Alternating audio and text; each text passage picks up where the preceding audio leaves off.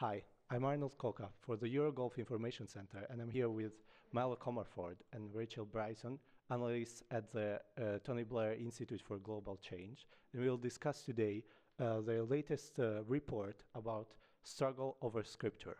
A report about how supremacist and extremist ideologies that drive violence warps mainstream religious principles, manipulating the scripture. I would like to start analyzing the first point, the scripture, and asking you if the tradition of Islam and the scripture itself advocates, contributes, legitimizes extremism, and if the Quran can be defined as the source of extremism.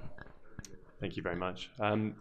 So I think that it's important to start by saying that you have within all religious traditions verses that are quoted as emblematic of peaceful and violent interpretations. You know, you've got interpretations of Christianity, of Buddhism, of Islam that can be used to justify pluralistic, open-minded approaches, and you've got ones that can be used to justify violence. I think the most visible globally at the moment are those that channel a perversion of Islam into Islamist extremism or Salafi jihadi extremism. And these factions, these groups, these individuals purport to be rooted in Islamic scripture in how they do this. They use Islamic scripture very widely, they quote heavily, and they claim that what is ultimately justifying their approach is rooted in the Quran and also the Hadith, the reported sayings of the Prophet Muhammad. What I'll say is that the Quran is also the source of religious belief for 1.6 billion Muslims worldwide who have a peaceful interpretation.